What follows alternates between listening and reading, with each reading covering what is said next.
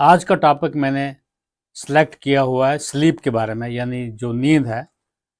Sleep is what makes us brilliant because it is the most powerful performance enhancer known to humankind. So value your sleep. Sleep के बारे में मैं और आपको जानकारी आगे देना चाहूँगा। एक शख्स का ज़िंदगी का तकरीबन 1/3 यानी कि 66% जो लाइफ में पीरियड होता है वो हम लोग नींद में गुजार देते हैं। इसीलिए आपके जो नींद है वो प्रॉपर होनी चाहिए, और प्रॉपर नींद से ही आपका साइन ऑफ गुड हेल्थ हो सकता है। तो इसलिए आपको proper time, proper posture choose करना चाहिए नींद के लिए, सो दैट आप गुड नाइट स्लीप अच्छे तरीके से नींद में अपना टाइम जो है, क्योंकि नींद से ही मैंने पहले जो बताया, नींद से आपकी परफॉर्मेंस एनहेंसर हो सकती है। इस तरीके से जो स्लीप हाइजीन है, चूँकि जो स्लीप क्वांटिटी है, ड्यूरेशन है, उसका भी एक बहुत बड़ा सिग्निफिकेंस रोल है। चूँकि human body heals by sleep. जो लैक ऑफ स्लीप है, यानी कि नींद का कम आना, एक रिस्क फैक्टर होता है हाइपरटेंशन के लिए। पोर कंसंट्रेटिंग एबिलिटीज़ हो सकती हैं, मेमोरीज इम्पेयरमेंट हो सकती हैं। तो खासकर स्टूडेंट्स को अगर प्रॉपर स्लीप ना हो तो उसका इम्पैक्ट जो है आपकी बिल्कुल मेमोरीज पे हो सकता है। So exercise well so that you sleep well. For students, study well so that you sleep well. दोनों चीज़ें वाइस वर्सा है। क्विकली मैं बताऊंगा कि जो स्लीप है डिफरेंट एज में कितनी नींद करनी चाहिए। न्यू बॉर्न जो है 0 to 2 months तकरीबन 12 से 18 घंटे नींद करता है। इन्फेंट्स तकरीबन 3 से 11 महीने का जो होता है 14 से 15 घंटे नींद करता है। टॉडलर्स जिनको बोलते हैं 1 से 3 साल की उम्र में 12 से 14 घंटे स्लीप करता है। प्री स्कूल चिल्ड्रन जो है 3 से 5 साल के 11 से 13 घंटे स्लीप करते हैं। स्कूल एज 3 से 10 साल जो की उम्र के जो बच्चे हैं उनको 10 से 11 घंटे नींद करनी चाहिए। एडोलसेंस 10 से 17 साल की उम्र में 8.5 से 9.25 घंटे तकरीबन उनको नींद करनी होती है। लेकिन जो एडल्ट्स हैं इंक्लूडिंग एल्डरली 7 से 9 घंटे उनको नींद उनके लिए एक मस्ट है। इसके अलावा avoid sleep deprivation syndrome. Women need more sleep than men. इसी तरीके से स्लीप और कैलोरीज तकरीबन एवरेज जो इंसान है 50 से 80 कैलोरी पर आवर तकरीबन स्लीप में गुजारता है। डिपेंड करता है एज का, बॉडी फ्रेम वगैरह पे भी। जो ज़्यादा स्लीप में जो कैलोरीज यूज़ होती हैं रैपिड आई मूवमेंट स्लीप में होती हैं।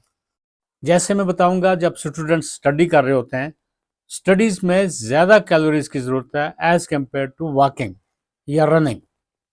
तकरीबन जो बच्चे पढ़ रहे होते हैं उनको अच्छी कैलोरीज देने की ज़रूरत होती है बनिस्बत है कि वो लोग जो रेस कर रहे हैं, दौड़ कर रहे हैं, एक्सरसाइज कर रहे हैं या कैलोरीज को बर्न कर रहे होते हैं। तो बिल्कुल डेफिनेटली कैलोरीज स्टडीज़ के लिए ज़्यादा चाहिए होती है।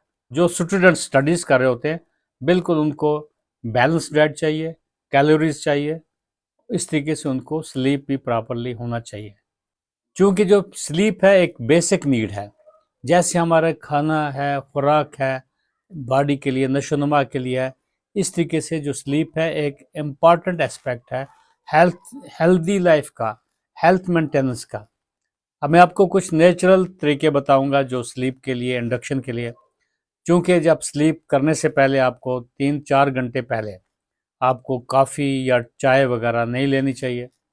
स्मोकिंग जो है उसको क्विट कर लेना चाहिए, या निकोटीन वगैरह का यूज़ नहीं करना चाहिए। जो डिनर या सुपर जो होता है, शाम का जो खाना होता है, 2-3 घंटे नींद करने से पहले, जब आपका शेड्यूल्ड स्लीप का टाइम होता है उससे 3 घंटे पहले आपको बिल्कुल आपको डिनर कर लेना चाहिए। प्रेफरेबली सनसेट के साथ ही आपको खाना खा लेना चाहिए।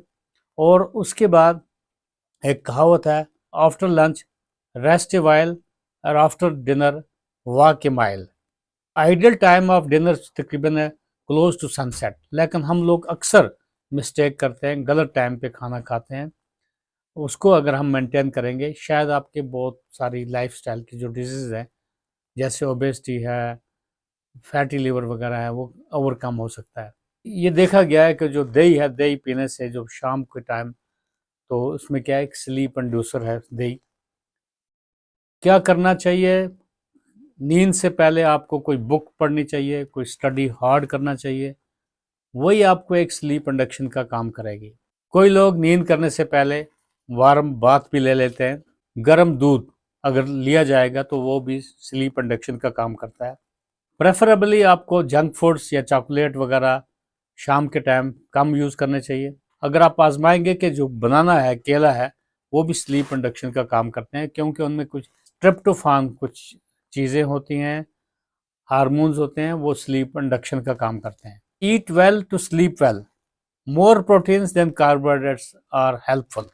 यानी कि आपको कार्बोहाइड्रेट्स डाइट को ज़्यादा प्रेफरेंस नहीं देनी है, आपको प्रोटीन डाइट ज़्यादा प्रेफर करनी है। बाकी इंडिविजुअल एक स्ट्रेटजीज होती हैं, सेटअप होता है कि आप डार्कनेस अपने रूम में मेंटेन कैसे करेंगे, स्लीपिंग रूम का एनवायरनमेंट कैसे होगा, क्या एसी होना चाहिए, क्या किस टाइप का वहाँ पे टेम्परेचर होना चाहिए, क्या आप म्यूज़िक सुनना चाहते हैं, सूथिंग म्यूज़िक होता है, क्या वो ज़रूरी है, कोई रेडियो सुनना चाहते हैं।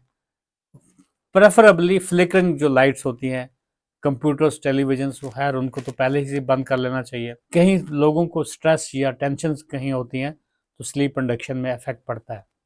मुझे उम्मीद है कि जो स्लीप के ऊपर मैंने जो डिस्कशन की, आल दो ये बहुत लेंथी टॉपिक है, फिजियोलॉजी ऑफ स्लीप क्या होती है, इस तरीके से टाइप्स ऑफ स्लीप क्या हैं, आपको ड्रीम्स कब आती हैं स्लीप में, वो टॉपिक तो काफ़ी लेंथी है, लेकिन मैं शॉर्टकट करते हुए I wish you to have a good night sleep and good dreams. All the best.